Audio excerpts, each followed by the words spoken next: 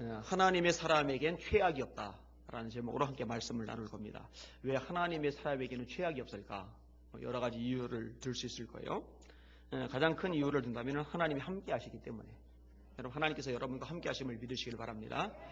마태복음 1장이죠. 보라, 처녀가 잉태하여 아들을 낳을 것이요 그 이름을 임마누엘이라 하리라 하셨으니 이를 번역한즉 하나님이 우리와 함께 계시다미라. 마태복음 18장이죠. 두세 사람이 내 이름으로 모인 곳에는 나도 그들 중에 있느니라. 마태복음 28장이죠. 볼지어다 내가 세상 끝날까지 너희와 항상 함께 있으리라. 제가 볼 때 마태복음을 꿰뚫는 맥 중에 중요한 부분이 바로 하나님이 함께 하심입니다. 처음 부분, 마지막 부분, 가운데 부분, 반복적으로 말씀해 주고 있어요. 이사야 41장 10절 말씀, 제가 참 좋아하는 말씀, 여러분에게도 많이 암송할 말씀일 겁니다. 두려워 말라, 이유가 있어요. 내가 너와 함께 함이리라. 놀라지 말라, 나는 네 하나님이 됨이니라. 내가 너를 굳세게 하리라. 참으로 너를 도와주리라. 참으로 나의 의로운 오른손으로 너를 붙들리라. 이스라엘 백성들이 애굽에서 나왔어요. 이제 가나안을 향해 가야 되는데 문제는 광야를 지나가야 돼요. 여러분, 며칠간 여행을 떠날 때도 준비를 합니다. 그죠? 갈아입을 옷도 준비를 하고, 또 어떤 곳을 갈 것인지 요즘은 인터넷으로 검색을 해가지고 노종도 정해놓고, 또 교통편은 뭘로 할 건지 이런 것들도 준비를 잘 갖춰놓는단 말이에요. 근데 이스라엘 백성들이 광야를 지나 가나안까지 가는 과정은요, 며칠 차원이 아니잖아요. 그런데 뭐 철저하게 준비를 해서 떠나는 게 아니라 6월절 사건 이후에 애굽 사람들이 밀어내듯이, 그래서 이제 밀려나듯이 출애굽을 한 거예요. 그리고 홍해를 건넌 거예요. 그리고 이제 광야를 지나가는 겁니다. 먹을 걸 준비를 했겠어요? 마실 걸 준비를 했겠어요? 의복이 제대로 준비가 됐겠어요? 지금 같은 내비게이션이 있기를 합니까? 그렇다고 지도가 있기를 합니까? 그렇다고 누가 광야길을 먼저 가본 적이 있는 사람이 있기를 합니까? 모세도 못 가봤어요. 최악이죠, 최악. 그런데 문제가 되질 않아요. 왜냐하면 하나님이 이스라엘 백성과 함께 하시기 때문에. 함께 하신 상징이 뭐였어요? 불기둥과 구름기둥. 하나님의 임재. 그러니까 최악이 문제가 되지를 않는 거죠. 하나님의 사람에게 최악이 없는 이유 또 들 수 있다면 하나님이 사랑하시기 때문입니다. 여러분, 하나님이 저를, 그리고 여기는 여러분을 사랑하시는 줄 믿으시길 바랍니다. 얼마나 사랑하셨느냐? 독생자 예수님을 주시기까지 사랑하셨어요. 하나님의 사랑은 여기 있으니 우리가 먼저 하나님을 사랑한 것이 아니요 하나님이 먼저 우리를 사랑하사 화목제로 그 아들을 우리에게 주셨다고 요한일서에 말씀하고 있죠. 의인을 위하여 죽는 자가 쉽지 않고 선인을 위하여 용감히 죽는 자가 혹 있거니와, 우리가 아직 죄인 되었을 때에 그리스도께서 우리를 위하여 죽으심으로, 예수님이 왜 죽으셨느냐? 우리를 위하여, 당신을 위해서가 아니라 우리를 위하여 죽으심으로 우리에게 대한 자기의 사랑, 하나님의 사랑을 확증하셨느니라. 이게 로마서 5장 7절 8절 말씀이거든요. 얼마나 우리를 사랑하시냐면 독생자 예수님을 우리 대신 내어주시기까지, 그 예수님을 우리 대신 십자가에 못 박아 죽게 하시기까지 사랑하셨어요. 효빈이가 물어요. 자기는 이해가 안 간대요. 다른 사람을 위해서 자기 아들을 어떻게 죽일 수 있냐는 거예요. 효빈이 입장에서 이해가 안 갈 거예요. 제가 효빈이 반 친구들을 위해서 효빈이를 죽일 수는 없잖아요. 그렇죠? 근데 하나님께서 그렇게 하신 거잖아요. 죄 많은 우리, 거역하는 우리, 도전하며 반역하며 불순종하는 우리를 위해서 당신의 아들을 죽음에 내어놓으셨잖아요. 이거를 인간의 머리로 어떻게 이해합니까? 자격이 없는데 우리에게 하나님께서 이렇게 구원을 베풀어 주셨어요. 그래서 제가 그랬어요. 효빈아, 그는 은혜야, 은혜. 은혜라는 말 외에는요, 해석이 되지를 않습니다. 그건 은혜예요, 은혜. 하나님의 사랑은 은혜예요, 진짜. 자격이 없는 우리에게 거저 주시는 은혜일 수밖에 없는 거죠. 이렇게 우리를 사랑하시는 하나님께서, 독생자 예수님을 주시기까지 사랑하시는 하나님께서 저와 여러분을 망하게 내버려 두지는 않을 거란 말이에요. 최악일 수도 없는 이유죠. 또 하나, 하나님이 우리를 다듬어 가시는 과정이기 때문입니다. 여러분, 요즘에 새벽에 야곱에 대한 이야기를 계속 나눠요. 창세기 1장부터 계속 성경을 공부하듯이 나눠서 지금 이제 야곱까지 왔어요. 근데 야곱이요, 14년간 라반 밑에서 일을 하는데 14년간 일하고 있어요. 땡전 한 푼 없어요. 여러분, 야곱이 뭐를 원했죠? 하나님의 축복. 그래서 한 일이 뭐예요? 장자권을 형에게 사들이기 위해서 사냥하다 돌아온 형이 돌아올 시점에 팥죽 끓여놓고 팥죽 주고 장자권을 받아내요. 어머니 리브가가 들쑤시기는 했지만은 아버지 이삭, 눈이 어두운 아버지 이삭을 속여서 에서 대신 자기가 축복을 가로채기도 해요. 근데 축복을 받아놓고 어디냐? 광야예요. 축복을 받아놓고 어디냐? 14년간 빈털터리 일을 하는 거예요. 여러분 인생이 이렇게 꼬이고 이렇게 엉망인 사람이 누가 있겠어요? 그럼 도대체 축복은 뭐지? 아니 축복을 받았으면은 일이 잘 풀려야 되잖아요. 막 돈도 잘 벌고 막 사업도 막 성공하고 막 사람이 막 다닥다닥 붙고 막 안 되던 것들이 막 풀려나가고 막 기적들이 막 일어나고. 그런데 웬걸 완전히 밑바닥으로 곤두박질 치고 그 상태로 14년이 갔어요. 그리고 나중에 또다시 6년간 20년간 광야에서 생고생을 합니다. 그런데요, 그때 창세기 30장에 야곱이 돌아오기 직전에 하는 이야기를 들어보세요. 뭐라고 이야기하는지 아십니까? 하나님이 자기를 이렇게 축복하셨다고. 야반이 자기를 해하지 못하도록 하나님 막아주셨다고. 이 야곱의 관점이 얼마 전만 해도, 아니 20년 전만 해도, 아니 10년 전만 해도 자기였어요. 자기. 내가 노력하고, 내가 수고하고, 내가 머리 굴리고, 내가 지혜 동원하고, 내가 좀 어떻게 하면은. 그런데요, 이런 개념이 100% 사라지다시피 해버려요. 하나님이. 질문이요. 20년간 생고생하지 않고도 야곱이 이렇게 변화될 수 있을까? 장담합니다. 절대로 변화 안 됩니다. 제가 설교하면서 그런 얘기를 했어요. 신앙 인격은 타고나는 게 아니고 만들어집니다. 신앙 인격은 저절로 생성되는 게 아니라 훈련되어지는 겁니다. 근데 절대로 좋은 환경 속에서 훈련이 안 돼요. 인간의 완악함 때문에, 인간의 교만함 때문에, 인간의 폐역함 때문에. 자기는 아니라고 말하지만 아닌 게 아니죠.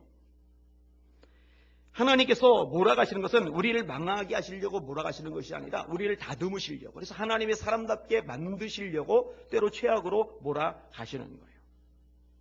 또 하나, 하나님은요 결국 모든 것을 합력하여 선을 이루시기 때문에 최악일 수 없는 겁니다. 우리가 잘 아는 말씀이죠. 하나님을 사랑하는 자, 곧 그 뜻대로 부르심을 입은 자들에게는 모든 것이 합력하여 선을 이루느니라. 로마서 8장 28절 말씀이죠. 지금 당장은 손해 같은데 결국 그것이 큰 유익인 경우가 있어요. 왜냐하면 하나님이 결국 모든 것을 손에 쥐고 계시거든요. 여러분 요셉이 구덩이에 빠지고 묶여서 끌려가고 보디발의 집에서 노예 생활하고 거기다가 감옥살이까지 하는 거 최악이죠. 최악. 그런데 그 과정이 있었기 때문에 총리도 될 수 있고, 그 과정이 있었기 때문에 자기 가족이 가나안 땅에서 굶어 죽지 않고 살 수 있는 길이 열려요. 가족들이 전부 다 굶어 죽었다면요, 하나님이 야곱의 후손을 통해서 메시아를 주시겠다고 하던 이 구속사적인 약속, 언약도 폐기가 돼요. 그러니까 지금 당장 상당 기간 동안 최악인 것 같았는데 사실은 그것이 하나님의 구속사를 이루는 섭리의 과정 중에 한 부분이었고, 결국 그것이 온 가족이 살아남고 새롭게 도약하는 출발점이요 밑받침이 되었다는 거예요. 그러니까 우리는요 앞만 보면 안 돼요. 문제만 보면 안 돼요. 현실만 보면 안 돼요. 하나님의 섭리를 믿어야 돼요. 하나님을 사랑할 때, 그 뜻대로 순종하며 살아갈 때 결국은 좋지 못한 것, 불행한 것, 최악인 것조차도 가장 선한 것으로 하나님이 바꿔가신다는 이 하나님의 섭리를 믿으시는 저 여러분들 되시기를 주의 이름으로 축원합니다. 뭐 이런 식으로 내용 전개를 해나가도 아마 하루 종일 이야기할 수 있을 것 같아요. 결국 어떤 상황, 어떤 처지에서도 하나님이 계시면 그것은 새로운 기회가 될 수 있습니다. 따라서 아무리 힘들고 고통스러운 상황이다 해도 또 이 상황이 꽤 지속되어서 진이 더 빠진 것 같은 처지라 하더라도 낙심할 필요가 없어요. 짜증내거나 원망할 필요가 없어요. 의욕을 잃거나 맥이 빠져 있을 필요가 없어요. 하나님이 어떻게 역사하시고 도와주실 것인지, 어떻게 이 막힌 담벼락 밑에서 우리 힘을 끄집어내실 것인지 기대하시는 여러분들 되시길 주의 이름으로 축원합니다. 그 기대하는 마음을 믿음이라고 그러죠. 믿음은 바라는 것들이 실상이요 보지 못한 것들이 증거라고 히브리서 11장 1절에 말씀하고 있잖아요. 3기라고 생각하는데 기대하고 기도하고 기다리는 것. 기대하고 기도하고 기다리는 것. 따라합시다. 기대하고 기도하고 기다리고. 그렇게 되시길 주의 이름으로 축원합니다. 오늘 본문의 다윗은요 진짜 최악의 상황에 놓여 있어요. 다윗의 인생이 꼬인 것은요 골리앗을 죽인 이유죠. 여인들이 찬송을 불렀어요. 다윗의 죽인 자는 만만이다. 사울은 천천히다. 이 여자들이 좀 멍청한 여자들입니다. 이 지혜로운 여자라면은 다윗 입장을 생각해서 다윗이 비록 큰 공을 세웠더라도 왕을 좀 세워줬어야죠. 이 모자란 여자들이 있어요. 왕이 뻐짓이 듣는 데서 다윗의 죽인 자는 만만, 사울이 죽인 자는 천천, 그러니까 이 사울 입장에서 이제 겨우 초대 왕인데 왕권이 기반도 들 잡혔는데 불안한 거예요. 아무래도 자기 큰아들 요나단에게 왕권이 흘러가지 않을 수도 있겠다는 위기의식이 생기는 거예요. 그 다음부터 다윗을 눈여겨보잖아요. 그리고 다윗을 제거하기로 마음을 먹잖아요. 이제 다윗은 영웅에서 졸지에 죄수 신분이 되었어요. 도망자가 되었어요. 아둘람 동굴에서 살 때 환난당한 자, 빚진 자, 사이 부적응자들 400여 명이 모여들잖아요. 얼마나 지지고 볶고 힘들었겠는지 상상해 보세요. 쓸모없는 인간들 다 모였어요. 다윗 때문에 다윗의 부모 형제들이 함께 고생을 합니다. 가족들 보기에 면목이 없어요. 그래서 결국은 블레셋으로 망명을 합니다. 이 두 차례 망명 사건이 성경에 기록이 됐어요. 한 번은 갔다가 이 블레셋 아기스 왕의 신하들이 이 사람 다윗의 왕이 아닙니까? 거기서 신변의 위협을 느끼고 미친 채를 합니다. 아기스 왕이 우리 집안에 이 왕궁에 미친 자가 없어서 미친 자 데려느냐 하고 쫓아내요. 근데 또다시 그 왕궁에 간 거예요. 여러분, 이 블레셋 땅은요, 다윗이 쳐 죽인 골리앗의 고향 땅입니다. 그런데 왜 하필 거기로 갔을까? 왜 거기로 갔을 것 같아요? 이 이스라엘이란 나라하고 다른 나라들하고 관계가 형성이 되는데, 이 관계가 좋은 관계로 형성이 되어 있으면 이스라엘 왕이 그 나라 왕에게 다윗 반역자다, 보내라. 그럼 보내야 돼요. 근데 이 블레셋하고 이스라엘은 늘 으르렁거리며 싸우는 나라예요. 원수 같은 나라예요. 이런 나라 왕에게 이스라엘 왕 사울이 다윗 내놓으라 그러면 내놓겠어요? 안 내놓죠. 그러니까 블레셋을 택한 것은요, 원수 나라이지만 자신의 안전, 자기 무리의 안전을 위해서 어쩔 수 없는 선택입니다. 거기로 가는 거예요. 거기 빌부터 사는 거예요. 참 불쌍한 처지가 돼버렸죠. 이 블레셋 왕 아기스가요, 다윗을 받아들이고 시글락이라는 성을 하나 내줍니다. 그래서 다윗은요, 여기서 재기할 수 있는 기반을 쌓기 시작을 해요. 재산도 좀 모아놨어요. 그리고 자기 부하들도 400에서 600명으로 늘어났어요. 자식들도 이제 태어났겠죠. 그리고 이제 어느 정도 살 수 있는 기틀이 마련되어 있어요. 이방 땅, 블레셋 땅이지만 이제 어느 정도 여유가 생겼어요. 근데 이때 문제가 또다시 발생하는 거죠. 이스라엘하고 싸우러 나가는 아기스 왕이 다윗 보고 너도 따라 나서. 다윗이 어떻게 해요? 방법이 없잖아요. 따라 나서요. 따라 나섰는데 문제가 뭐냐? 이 아기스 왕의 5 방백들이 다윗 일행을 보고서 난리가 난 거예요. 이들 전쟁터에 데려가면은 우리가 안 나갑니다. 그러니까 어떻게 해요? 자기 신복들을 데려가야지. 다윗을 데려가겠어요. 다윗 보고 너 그냥 돌아가라고 하는 거예요. 그러니까 아기스 왕을 따라갔다가 3일 정도 지나서 이제 드디어 이제 시글락 땅까지 도착을 했어요. 근데 이제 문제가 발생한 거죠. 이 다윗이 나가 있는 사이에, 이 장정들이 나가 있는 사이에 침략을 당하는 거예요. 자, 그게 오늘 본문의 내용입니다. 1절, 2절, 3절을 같이 읽을게요. 시작.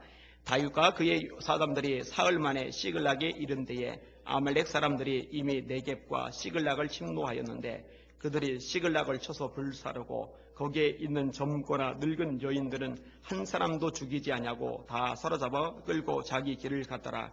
다윗과 그의 사람들이 성읍에 이르러 본즉 성읍이 불탔고 자기들의 아내와 자녀들이 사로잡혔는지라. 아멘. 이 아말렉은요, 이스라엘과 굉장히 질긴 악연을 가지고 있습니다. 여러분, 아말렉이 언제 처음 등장을 하죠? 출애굽기 17장. 이스라엘 백성들이 출애굽을 하고 광야를 지나가는 동안에 약한 사람들이 뒤쳐졌을 때 아말렉, 이 사막의 전투 부족이 그 뒤를 차고 쳐요.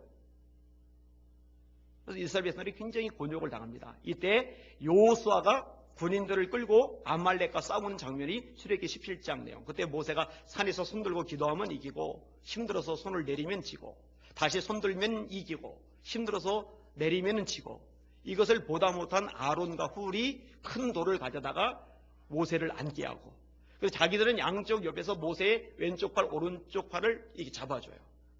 그러니까 팔이 내려오질 않아요. 모세는 힘들어서 내릴 수밖에 없겠지만 잡아주는 그 힘 때문에 버틸 수가 있는 거예요. 그리고 손이 내려오는 시간이 없어지니까 결국은 여호수아가 대승리를 거두게 돼요. 이게 이제 아말렉이죠. 그 다음에 어디서 또 등장하냐면 세월이 한참 지난 다음에 사울이 왕이 되고 나서 하나님이 사무엘을 통해 사무엘에게 아말렉을 진멸하라고 말씀하시는데 사무엘이 백성들 눈치 본답시고 소, 양떼 중에 좋은 거 다 살려오잖아요. 이것 때문에 사울이 버림을 받아요. 참 어리석죠. 미련하죠. 그리고 이것 때문에 사울이 재기할 길을 완전히 잃어버립니다. 제사 사건이 첫 번째 사건이고, 그리고 다시 한번 기회가 주어진 것이 아말렉 진멸 사건인데, 여기서 실패하면서 더 이상 하나님은 사울에 대해서 기대를 두지 않으십니다. 다윗을 왕으로 삼아버리세요. 그리고 세월이 또 한참 지나서 언제 등장을 하느냐? 출애굽할 때 등장하고 왕정시대에 등장하고 그 다음에 유다가 BC 586년에 바벨론 느부갓네살에서 멸망을 당합니다. 그리고 바벨론 페르시아 시대가 이어지죠. 그때 누가 등장하느냐? 하만이 등장해요. 하만 아세요? 에스더, 아하수에로 왕 이런 인물들이 막 등장할 때 이 하만이 유대인을 진멸하려고 그러잖아요. 모르드게 유대인이 자기에게 절하지 않는다는 이유로 이 하만이 아말렉 사람입니다. 이 원수예요. 원수. 완전히 마귀 같은 존재가 이 아말렉 사람들이에요. 근데 이 아말렉 사람들이 다윗이 머물던 시글락을 침략한 거예요. 진짜 원수 같은 존재 맞아요. 그죠? 그러더니 삶의 기반 시글락성을 불태워버렸어요. 그럼 이때 보험이 어디 있겠습니까? 불타면 끝나는 거예요. 여러분이 집에 불타버렸다고 생각해 보세요. 그뿐만이 아니죠. 부인들 다 끌어가 버렸어요. 늙은 여자, 젊은 여자 한 명도 죽이지 않고 다 끌어갔대요. 젊은 여자는 뭐 팔아먹을 수 있겠죠. 늙은 여자는 빨래 같은 거 시킬 수 있겠죠. 아이들도 다 끌어가 버렸어요. 성 불탔죠. 아내 끌고 갔죠. 자식 끌고 갔죠. 그리고 시글락에 어느 정도 비축해 놨던 이제 겨우 기반을 잡았다고 하는 그 재물들 있잖아요. 보물들 있잖아요. 이거 싹 긁어서 끌고 가버렸어요. 그리고 이제 불을 질렀겠죠. 다윗이요 슬퍼합니다. 다윗과 그와 함께한 백성이 울 기력이 없도록 소리를 높여 울었더라. 백성만 우는 게 아니라 다윗도 울어요. 여러분 다윗도 사람입니다. 위대한 하나님 사람도 슬퍼해요. 위대한 하나님의 종들도 가슴 아려해요. 위대한 하나님의 사람들도 때로 낙담에 빠질 수 있습니다. 로뎀나무 밑에서 죽여달라고 기도하던 엘리야, 그 갈멜산에서 850명과 맞짱을 뜨던 위대한 용사 엘리야하고 같은 인물이거든요. 이건 누구나 그럴 수가 있어요. 왜냐면 최악이니까, 진짜로 최악이니까. 그런데요, 6절 말씀을 보면은요, 조금 전까지 최악이라고 생각하던 것이 최악이 아니게 돼요. 왜냐하면 더 끔찍한 일이 벌어지거든요. 6절을 같이 읽을게요. 시작. 백성들이 자녀들 때문에 마음이 슬퍼서 다윗을 돌로 치자 하니 다윗이 크게 다급하였으나 그의 하나님 여호와를 힘입고 용기를 얻었더라. 아멘. 자, 자녀들 때문에, 아내 때문에 슬프고 괴로운 것은 다윗이나 부하들이나 마찬가지입니다. 그런데 이 부하들이요, 이 슬픔을 가누지 못한 채 책임 전가를 누구에게 돌리고 있냐면요, 다윗에게 돌리고 있는 거예요. 네가 나쁜 놈이다. 네가 죽어라. 그리고 돌 들고 다윗을 쳐 죽이겠다고 웅성웅성 그리고 있는 거예요. 여러분 너무 슬프면 분별력을 잃기도 하지만은요, 그래도 백성들이 이렇게 하는 것은, 부하들이 이렇게 하는 것은 해도 너무합니다. 이건 정말 사람이 할 짓이 아니에요. 제가 목회하다가 힘든 일, 속상한 일, 가슴 아픈 일 있으면 늘 묵상하는 대목 중에 한 부분이 이 부분이에요. 세 부분이 있는데 이 부분하고, 또 하나는 백성들이 못에 돌로 치려고 하는 거, 그 부분하고, 또 하나는 예수님에 대한 부분. 너희가 피곤하여 낙심하지 않기 위하여 죄인들의 이같이 자기에게 거역한 일을 참으신 자를 생각하라. 예수님에 대한 부분. 그러니까 다윗하고 모세하고 예수님에 대한 것 묵상을 좀만 하면은요, 이 마음이요 금방 괜찮아져요. 왜냐하면은 목회하다가 아무리 힘들고 어렵고 답답해도 적어도 우리 교인들에게 돌 들고 저 쳐 죽인다고 쫓아오는 사람은 한 명도 없었거든요. 그러니까 이 얘기를 제가 괜히 하는 게 아니라 자주 묵상을 하던 말씀인 거예요. 이 백성들은요, 다윗 때문에 살 공간을 마련받은 사람들입니다. 이 사람들은요, 다윗 때문에 인생의 목적과 꿈을 발견한 사람들입니다. 다윗이 없었으면 밑바닥 인생 살았을 텐데 비전의 사람으로 변화될 수 있어요. 누구 때문에? 다윗 때문에. 그런데 결정적일 때 다윗을 원망해요. 이스라엘 백성들 똑같죠. 모세 때문에 자유를 얻었는데 결정적일 때 모세를 원망해요. 근데 보면 교인들도 똑같아요. 아무리 잘해줘도 아무리 기도해줘도요, 결정적일 때 보면은 목사 원망하는 사람 많습니다. 똑같아요. 여러분, 이 정도면 최악 아닙니까? 고국에서는 왕이 죽이려고 하고 타국에서는 제대로 가치 인정을 못 받고 머물 집들은 불타버렸고 아내와 자식들은 포로로 끌려갔고 자신이 사랑으로 보살펴준 사람들은 돌 들고 치료하고. 그런데요, 이런 것들조차 다윗에게는 좋은 기회가 됩니다. 정말 믿을 만한 신복 같은 건 없다는 거. 정말 마지막까지 믿을 수 있는 사람이라는 건 없다는 거. 마지막까지 믿을 수 있는 존재는요, 세상에 눈 씻고 찾아봐도 하나님 한 분 외에는 결국은 없어요. 사람은 사랑의 대상이지 믿음의 대상이 아니에요.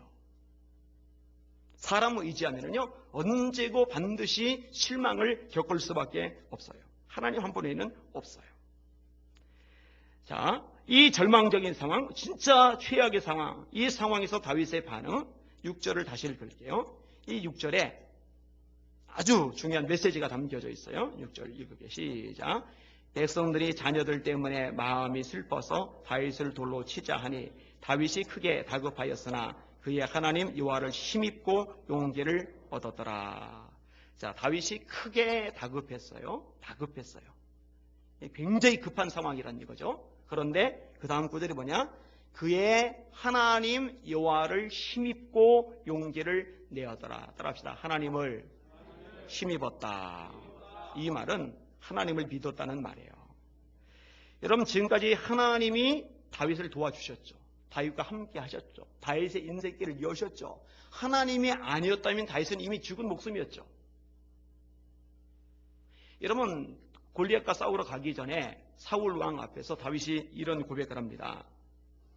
주의 종이 아비의 양을 지킬 때에 사자나 곰이 와서 양떼에서 새끼를 움키면 내가 따라가서 그것을 치고 그 입에서 새끼를 건져내고 그것이 일어나 나를 해하고자 하면 내가 그 수염을 잡고 그것을 쳐 죽였었나이다. 주의 종이 사자와 곰도 쳤은즉 사시는 하나님의 군대를 모욕한 이 할례 없는 블레셋 사람 이리까 그가 그 짐승의 하나와 같이 되리이다. 또 가로되 여호와께서 나를 사자의 발톱과 곰의 발톱에서 건져내셨은즉 나를 이 블레셋 사람의 손에서도 건져내시리이다. 여러분, 다윗이 사자와 싸워서 어떻게 이겨요? 곰과 싸워서 어떻게 이겨요? 하나님이 이기게 하셨어요. 이 기억을 가지고 있어요. 이제 골리앗 앞에 섰는데 여러분, 인간적으로 다윗이 골리앗을 이기는 것은요, 합리적으로 이성적으로 불가능합니다. 다윗은 마저 죽었어야 돼요. 공중의 새와 들의 짐승의 밥이 되었어야 돼요. 그런데 다윗이 골리앗을 쓰러뜨려요. 칼도 없는데 골리앗의 칼을 겨우 빼가지고 힘겹게 휘둘러가지고 골리앗의 목을 쳐요. 이거 하나님이 하시는 거거든요. 하나님이 하신 거거든요. 과거에 하나님이 도우신 것을 회상하면서 현재를 믿음으로 바라보는 거예요. 하나님을 믿는 거죠. 이 상황에서 하나님이 역사하시면 된다는 거. 이걸 좀 다른 말로 바꿀 수도 있어요. 하나님을 의지하는 것. 여러분, 믿음과 의지는요, 동전의 양면입니다. 다 나를 버려도 하나님은 나를 버리지 않는다. 다 나를 떠나도 하나님은 나를 떠나지 않는다. 이런 신뢰의 마음, 이런 의지의 마음, 절망적인 상황 속에서도 소망의 빛을 주실 수 있는 하나님, 그 하나님을 의지하는 거예요. 이거요, 얼핏 보면은요, 현실 감각을 잃어버린 사람 같아요. 어떻게 현실 감각을 가진 사람이 골리앗 앞에 달려나갑니까?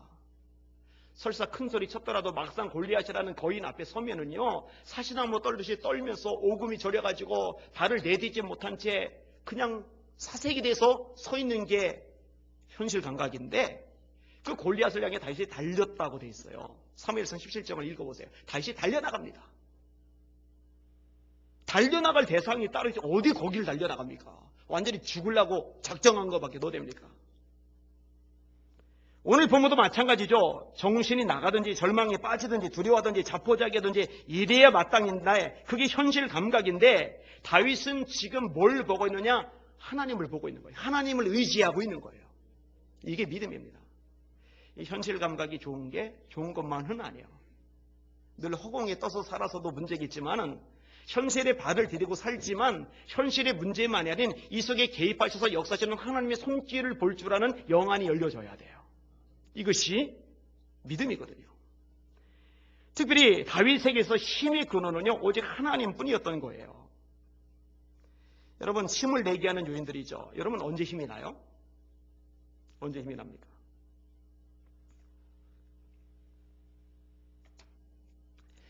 사람들이 우리 큰아들 효빈이, 작은아들 효원이가 공부를 되게 잘하는 줄 많이 알고 있더라고요. 왜 그렇게 생각을 할까? 아빠가 수제니까, 아빠가 공부를 워낙 잘했으니까. 이거는 빈말은 아니잖아요. 우리 신 목사님이 강단에 와서 자기는 잘생겼으니까 그거는 빈말이지만 제가 하는 말은 빈말이 아니잖아요. 성격표가 있으니까. 수많은 증거들이 있으니까. 그런데 효원이는 좀 해고 효빈이는 아주 잘하진 않았어요. 근데 이번에 공부를 좀 했어요, 얘가. 그리고 저보고 그러더라고요. 시험 보기 전에 기도를 했다고. 기도를 하고 시험 본 게 처음이죠. 제가 사실은 여러 번 얘기했어요. 시험 보기 전에 기도해라. 하나님께 지혜를 구해라. 근데 기도를 했는데 진짜로 실수도 안 하고 잘 하더라고. 그래서 이제 성격표가 다음 주 화요일에 나와봐야 알겠지만은 어쨌든 대부분의 과목을 90점 이상 맞았어요. 시험 답을 맞춰봤는데. 그러니까 아내가 얼마나 기뻐하는지. 저도 기쁘지만 저보다 한 3배 반은 아내가 기뻐하는 것 같아요. 보통 부모들이 언제 힘을 내냐면요, 자식들이 공부를 잘한다든지 상을 받아온다든지 아니면 크고 나서 좀 좋은 학교를 들어간다든지 아니면 직장 좋은 데 취직을 한다든지 그럼 힘이 나요. 그죠? 그건 뭐 나쁜 거 아니에요. 정상이에요. 월급이 올라도 힘나요. 사업이 성공해도 힘이 나요. 인간관계가 잘 풀려도 힘이 나요. 또 기분이 좋을 때도 힘이 나요. 그런데 문제가 뭐냐면요, 이런 언급한 것들은요, 변수가 많다는 거예요. 자녀들 늘 잘하지 않거든요. 그죠? 돈이 늘 벌리진 않거든요. 만약 돈 버는 것 때문에 힘을 내는 사람이라면 돈이 안 벌어지면 힘이 빠질 거예요. 성공하는 것 때문에 힘을 낼 수 있는 사람이면 실패했을 때는 힘이 다 빠져버릴 거예요. 인간관계가 좋을 때 힘을 낼 줄 아는 사람이라면 인간관계가 얽히면 힘이 다 빠져버릴 거예요. 기분이 좋을 때 막 업돼가지고 막 힘이 나는 사람, 기분이 좀 꿀꿀하면요 힘이 빠질 거예요. 이게 다 변수가 많아요. 그런데요, 이런 다양한 것들을 힘의 근원으로 두지 않고 오직 하나님 한 분을 힘의 근원으로 둔 사람은요, 변수가 없어요. 하나님은 변함도 없으시고 회전하는 그림자도 없다고 야고보서에 말씀하고 있어요. 그러니까 다른 것들이 다 무너져도, 다 실패해도, 다 끝장이 나도, 다 마침표를 찍어도 하나님이 힘의 근원인 사람은 무너지지 않는 이유가 있는데 하나님이 변함이 없으시기 때문에. 다윗이 힘의 근원을 시글락 성에다 뒀다면 끝났어요. 다윗은요. 성 불탔잖아요. 쌓아놓은 재물이 뒀다면 다윗은요 제기 못합니다. 가버렸잖아요. 처자식이었다면 마찬가지로 자기를 따르는 자기 말에 복종하는 두 아들이 힘의 근원이었다면 그들이 돌 들고 이를 갈고 툴툴거리며 달려들 때 다윗은 이미 끝나요. 다 깨졌는데, 다 무너졌는데, 다 날아갔는데 여전히 힘을 낼 수 있는 다윗. 왜냐? 그 힘의 근원을 하나님 한 분에게 두고 있기 때문에. 다윗이 크게 다급하였으나 그 하나님 여호와를 힘입고. 사랑하는 여러분, 하나님을 힘의 근원 삼으시길 주님의 이름으로 축원합니다. 목회도 마찬가지예요. 사람 의지하면요 하나님께서 그 사람과 저희 관계를 깨트리시더라니까요. 그 다음부터요 힘이 있어도 돈이 있어도 의지 안 합니다. 굽시는 안 그럽니다. 그거 아무 소용없어요. 아무 소용없어요. 예레미야 17장에 보면요 하나님이 노골적으로 말씀하세요. 무릇 사람을 믿으며 육신으로 권력을 삼고, 육신으로 그의 힘을 삼고, 무엇으로 힘을 삼아요? 육신으로. 사람, 힘 있는 사람, 떼기 있는 사람, 돈 있는 사람. 그런 사람으로 힘을 삼고 마음이 여호와에게서 떠난 그 사람은 저주를 받을 것이라. 저주받아라. 그런 사막의 떨기나무 같아서 좋은 일이 오는 것을 보지 못하고 광야 간주한 곳, 건건한 땅, 사람이 살지 않는 땅에 살리라. 그러나 무릇 여호와를 의지하며 여호와를 의리 가는 그 사람은 복을 받을 것이라. 그는 물가에 심어진 나무가 그 뿌리를 강변에 뻗치고 더위가 올지라도 두려워하지 아니하며 그 잎이 청청하며 가무는 해도 걱정이 없고 결실이 그치지 아니함 같으니라. 이곳에서 지금 제 설교를 듣는 여러분들 중에는 단 한 사람도 여러분의 힘의 근원을 사람이라 그 어떤 대상에 두지 마시고 하나님 한 분에게 두실 수 있기를 주의 이름으로 축원합니다. 따라합시다. 예수님, 당신만이 내 힘의 유일한 근원이십니다. 진심이시면 아멘. 아멘. 그렇죠. 아멘. 이런 사람 무너뜨릴 사람은 없어요. 세상도 마귀도 죄악도 사람도 이런 사람 무너뜨릴 수 있는 존재는 없어요. 그래서 히브리서 11장에 보면 이런 사람은 세상이 감당치 못하도다. 난 그 말이 너무 멋있어요. 너무 좋아요. 이 거대하고 엄청나고 무지막지해서 쫄고 막 기죽고 어떡하지 이런 세상이 아니라 이 엄청나 보이는 세상이 감당치 못할 나. 이게 진짜 봄나는 거예요. 이게 진짜 끝내주는 거 아니겠습니까? 따라합시다. 나는 세상이 감당치 못할 믿음의 사람이 되고 싶습니다. 그러면 힘의 근원을 하나님 그분에게만 둬야 돼요. 하나님을 힘입고 하나님을 힘입으니까 다음 구절이 자연스럽게 나와요. 용기가 나오는 거예요. 여러분 하나님이 힘의 근원인 사람은요 용기가 늘 솟구칠 수 있는 근원적인 셈을 소유한 것이나 다름이 없어요. 어떤 상황에서도 용기가 솟아날 수밖에 없는 거죠. 2차 세계대전 때 영국과 미국의 포로 2만 명이 일본의 포로 수용소에 수용되었어요. 그런데 2만 명 중에 8천 명이 죽었어요. 8천 명. 그러니까 어마어마하게 죽은 거죠. 40% 정도가 죽었나요? 무지 많이 죽었죠. 그런데 영양실조로 죽은 게 아니에요. 질병 때문에 죽은 게 아니에요. 과로 때문에 죽은 게 아니에요. 뭐 때문에 죽었느냐? 절망 때문에 죽었어요. 그 빅터 프랭클이 쓴 죽음의 수용소라는 책에 보면은 아우슈비츠 수용소 얘기가 나오는데 크리스마스 지나고 나서 사람들이 무더기로 죽어 넘어가요. 근데 병든 사람이 죽는 게 아니에요. 체력이 약한 사람이 죽는 게 아니에요. 누가 죽느냐? 의미를 잃어버린 사람이 죽어요. 절망하는 사람이 죽어요. 맞아요, 맞아. 용기를 가지면요 뚫고 나갈 수가 있어요. 우리 성도들이 그런 용기 있는 성도 되시기를 주의 이름으로 축원합니다. 조그만 어려운 일 있으면 조그만 일이 꼬이면은 하면 얼굴에 근심이 꽉 차고 이마에 그냥 내천자 그리고서 막 인상 부두둑 쓰고 다니고 그러면 그 속에 하나님이 계시다는 걸 세상 사람들이 어떻게 볼 수 있을까? 세상 사람들이 보는데 저 사람 지금 되게 힘들 텐데 그 힘든 와중에 얼굴이 평온하고 빛이 있고 그 눈에 소망이 있단 말이에요. 이유가 뭘까 궁금하지 않겠어요? 그럼 소망에 관한 이유를 묻는 자에게 대답할 것을 예비하라고 성경이 말씀하고 있는데 그때 대답해 주는 거예요. 나는 힘의 근원이 예수님이시고 그분이 늘 내게 용기를 주신다. 예수님 때문에 나는 어떤 저지 어떤 환경 어떤 문제 앞에서도 당당할 수 있고 결국은 뚫고 나갈 수 있고 승리를 거둘 수 있다라고 말해줄 수 있잖아요. 이게 진짜 능력 아니겠습니까? 특히 오늘 본문에서요 다윗이 하나님을 절대적으로 신뢰하는 증거가 나오는데 그 증거가 기도예요. 기도. 자, 7절 8절 보세요. 같이 읽겠습니다. 시작.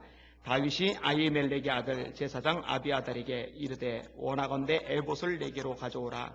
아비아달이 에봇을 다윗에게로 가져가매 다윗이 여호와께 묻자와 이르되 내가 이 군대를 추격하면 따라잡겠나이까 하니 여호와께서 그에게 대답하시되 따라잡고 도로 찾으리라. 아멘. 자, 에봇을 가져오라고 그래요. 여러분 에봇은 뭘 때 쓰는 거냐면은 하나님의 뜻을 물을 때 쓰는 거예요. 이렇게 할까요? 저렇게 할까요? 갈까요? 말까요? 이런 식으로 물어볼 때. 근데 여러분 지금 다윗이 얼마나 급한 상황입니까? 빨리 쫓아가서 처자식 구해와야 되잖아요. 아니 지금 돌 들고 쳐주려고 하는 사람들 이 사람들 진정시키고 이들의 충성심을 지금 다 잡아야 되잖아요. 그 와중에 기도를 해요. 하나님께 묻는 거예요. 쫓아가리까? 가라면 가는 것이고 그 와중에 그만두라시면 그만두는 거예요. 여러분 이거 가능합니까? 여러분 이게 가능해요? 근데 이게 가능해야 돼요. 그 와중에도 묻는 거예요. 하나님 쫓아가리까? 그건 뭐예요? 가라시면 가는 거고 아니다라고 하면 가만히 있겠다는 거예요. 처자식 끌려갔어도 재산 날아갔어도 그렇게 기도를 해요. 이게 다윗은요 괜히 여호와는 나의 목자라고 허풍선이로 고백하는 게 아니라 진짜로 하나님을 목자로 인정을 해요. 자기는 그분의 양꾼임을 고백을 해요. 그리고 양은 목자가 가라는 대로만 가야 돼요. 하나님을 주인이라고 고백하는 다윗의 고백은요, 괜히 입에 발린 고백이 아닙니다. 결정권이 자기에게 없다는 걸 다윗은 평생 철저하게 인정하며 살아요. 하나님이 말씀하시는 대로 한단 말이에요. 하나님이 응답을 하세요. 쫓아가라. 도로 찾으리라. 이거는 황당한 말씀입니다. 이 아말렉은요, 행선지가 불분명합니다. 럭비공이에요. 어디로 튈지 몰라요. 어디로 쫓아가야 되는지 알 길이 없어요. 쫓아가면 찾을지 안 찾을지 이건 도대체 가망성이 제대로 보이지 않아요. 그런데 하나님이 쫓아가라 하셨고 하나님이 찾으리라 하셨으면 쫓아가는 것이에요. 찾는다고 믿는 거예요. 왜냐하면 하나님이 말씀하셨으니까. 그러니까요, 절망적인 와중에서 그 상황 모든 것들을 접어두고 무릎을 꿇고 하나님의 뜻을 묻고 그 뜻에 순종한다는 것은요, 하나님이 힘의 근원이라는 것을 증명해주는 결과물이에요. 그러니까 여러분들이 이 절박한 상황을 만났을 때 어떤 태도를 보이느냐를 보면 알아요. 어떤 사람은요, 그런 처지가 되면요, 예배에 잘 안 나와요. 기도의 자리에 없어요. 우리 교인들 중에도 있어요, 그런 사람들.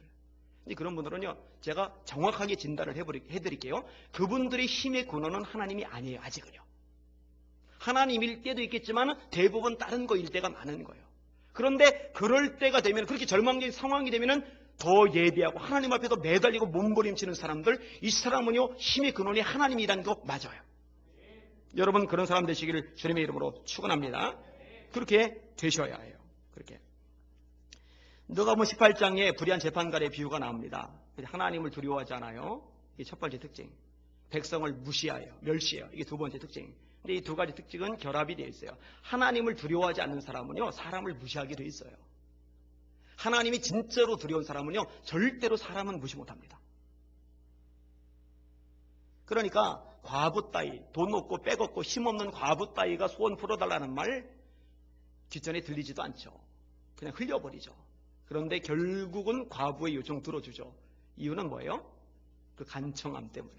얼마나 끈들지게, 얼마나 지겹게 요구하는지 몰라요.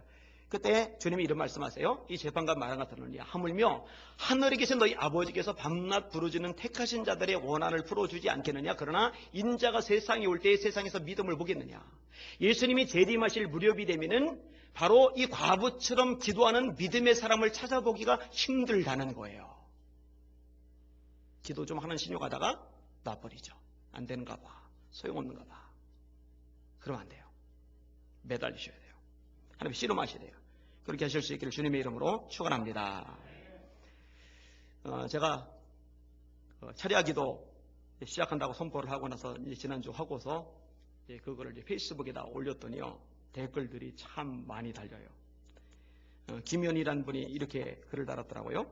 주님 안에서의 고난은 지나고 나면 유익하지 않은 것이 없다라고 저희 담임 목사님께서 자주 말씀하십니다.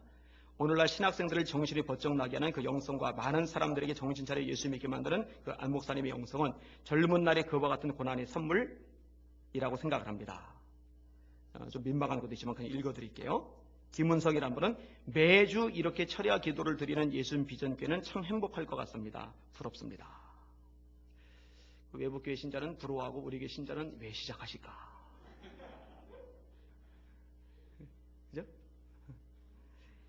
이소영이라는 분은 저도 대학 때 삼각산이 기도하러 금요일에 매주 학생들과 올라갔었는데요. 금요일 12시부터 5시까지 기도 찬송하다가 내려왔어요. 약간의 중식도 가지고 올라갔었어요. 혹시 배웠을 수도 있었겠네요. 박미듬이라는 분은 마음에 큰 도전이 됩니다. 하나님께서 밤낮으로 당신을 찾는 종을 귀히 쓰시나 봅니다. 목사님도 부족한 저도 평생 하나님께 기도로 나아가고 쓰임받는 금그릇이 되기를 기도합니다. 김준영이라는 분은 재작년 대정 동지방 청소년 수련회 때 아이들 데리고 왔다가 제가 너무 큰 은혜에 감동받아 팬이 되고 자주 페이북 통해 소식 듣고 늘 어머니와 함께 목사님을 위해 기도합니다. 오늘 글도 너무 큰 도전 맞고 갑니다. 항상 감사합니다. 신백합이라는 분은 한국교회의 철야 기도가 다시 회복되어야 합니다. 철야 기도 혁명아 일어나라. 이 사람은 투사 기질이 있는 것 같아요. 김을자, 이분은 여자 전사님인데 저도 그렇게 철야 기도 해보고 싶군요. 임투루라는 분, 요즘 산기도 많이 줄었죠. 엄마, 아빠 따라서 기도원 가면 기도하시는 동안 권사님들에게 귀요미 대접받았는데 추억 돋네요. 윤순아, 이분은 목사님이세요. 여자 목사님. 주님, 목이 터져라 부르짖던 삼각산의 겨울철 철야기도, 김장용 김치 비닐봉지 대자를 가지고 뒤집어 쓰고 기도했던 추억이 저도 납니다. 건강하시고 연말 잘 보내십시오. 사랑하며 축복합니다. 허송, 무슨 전무이사라는 분인데, 하늘산 기도원에서 소나무를 붙잡고 밤새 기도하던 때가 그립네요. 주님과 함께하는 은혜와 기쁨과 감사가 넘치며 응답받는 기도에 되시길 기도합니다. 목사님 사랑합니다. 장월빵이란 분, 장월빵 이런 이름도 있어요. 밤새워 철야했던 그 시절이 그리우면서도 또 기도가 많이 필요함을 알면서도 기도 시간을 많이 못 가지니 어찌하오리까. 가슴을 치며 통곡하며 기도할 것이 선제에 있는데도 말입니다. 미화 카메론에 있는 분인가? 읽어 내려가는 중 나도 모르게 마음에 기쁨이 솟으며 눈시울이. 목사님 앞으로도 주님 사랑 많이 받으세요. 김수자 선교사님 지난번에 오셨었죠. 눈물이 나네요. 모든 것이 주의 은혜입니다. 손용다, 이번엔 전도사님 같아요. 애틀란타에 있는 걸로 알고 있는데, 목사님을 생각하면 항상 제 자신이 부끄럽네요. 저도 금요 철야 해야겠습니다. 금요 예배 끝나고 집에 가지 말고 철야에 빠져보겠습니다. 옛날의 기도의 모습을 회복하기 위해서 화이팅. 제가요 이 글을 진짜 잘 올렸다. 왜냐면 이 글 덕분에 나도 철야하겠다는 사람들이 많이 생겼어요. 그러면 하나님 나라 입장에서, 한국교 입장에서 얼마나 큰 유익입니까? 최선미의 신앙세계, 지금 플러스 인생으로 바뀌었죠. 잡지 기자예요. 목사님 정말 더 기도해야 하는데 너무 게을러져서 애써도 철야 다니던 기억이 나네요. 목사님께 도전 앙청받습니다. 홍문식, 이번엔 시인인데, 목사님의 그 기도의 열정으로 성도들도 더불어 더욱 행복할 수 있을 것으로 믿습니다. 마지막 하나만 더 인용할게요. 김용숙이라는 분, 목사님 감사합니다. 눈물 나는 간증이네요. 또한 우울한 소식이 많은 중에서도 소망의 촛불을 보는 느낌입니다. 정보 속에서는 부정적인 소리들이 많지만 아직도 아름답게 좁은 길을 가는 분들이 더 많겠지요. 늘 웃는 모습과 힘 있는 모습이 용기를 줍니다. 이 개중에는 기회가 되면은 우리 교회 철야를 참여하겠다고, 또 외국에 있는데 한국 가면 우리 교회 철야에 참석하겠다고, 그래서 제가 속으로 한 1년쯤 후에나 와라. 지금 오면은 조금 이렇게 좀 약한 것 같아서. 아니, 그것도 괜찮죠. 진짜 믿음의 기도가 있으면은 그게 하나님의 보좌를 움직일 테니까. 자, 오늘 본문과 관련해서 조금 더 이야기를 다룰게요.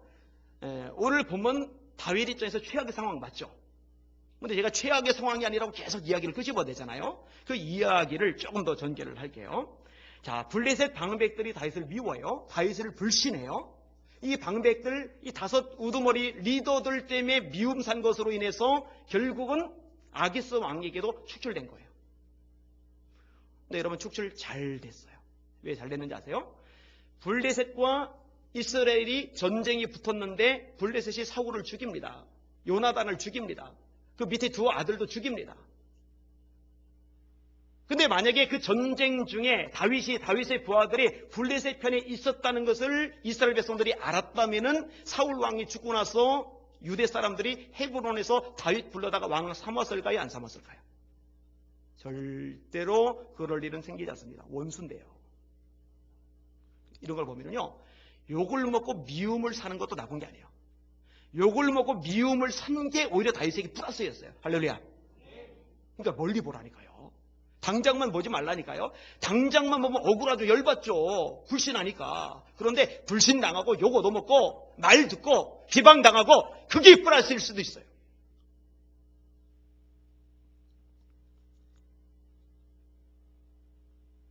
또 하나, 시글락성이 불탔잖아요. 아기스 왕이 다윗에게 준 성읍입니다. 여기서 기반 잡았어요. 재물도 쌓아놨어요. 질문 던질게요.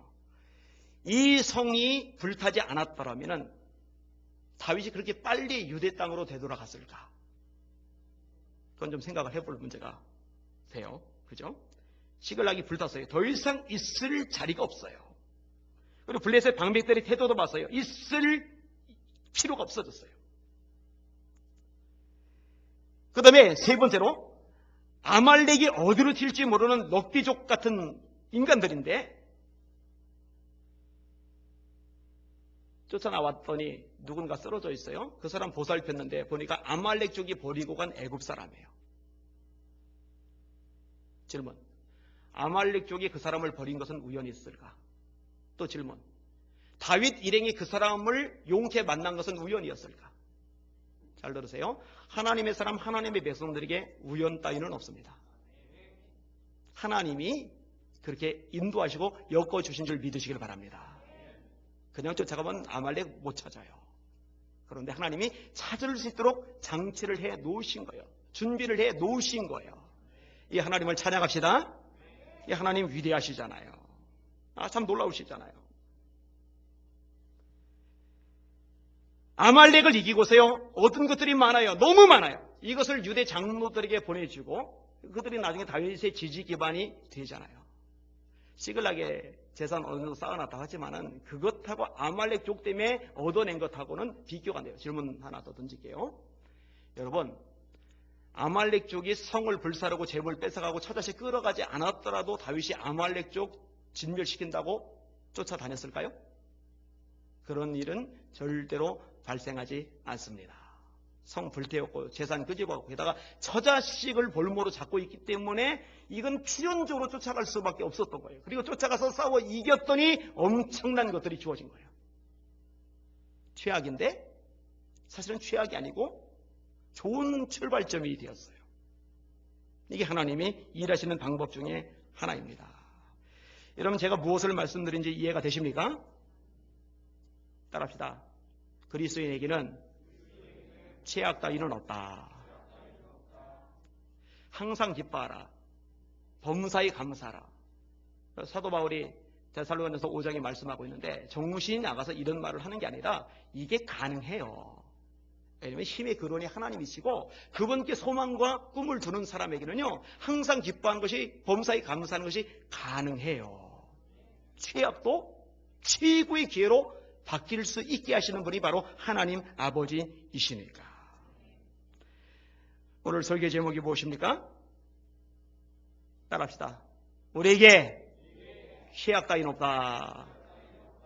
원래 제목은 최악은 없다인데 따위를 붙이는 게 더 이렇게 표현이 살아나는 것 같아요. 한 번 더. 우리에게 최악 따위는 없다. 아멘입니까?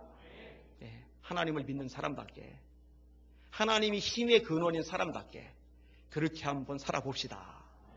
그렇게 한번 서 있읍시다. 당당하시길 바랍니다. 담대하시길 바랍니다. 아멘. 기도하겠습니다.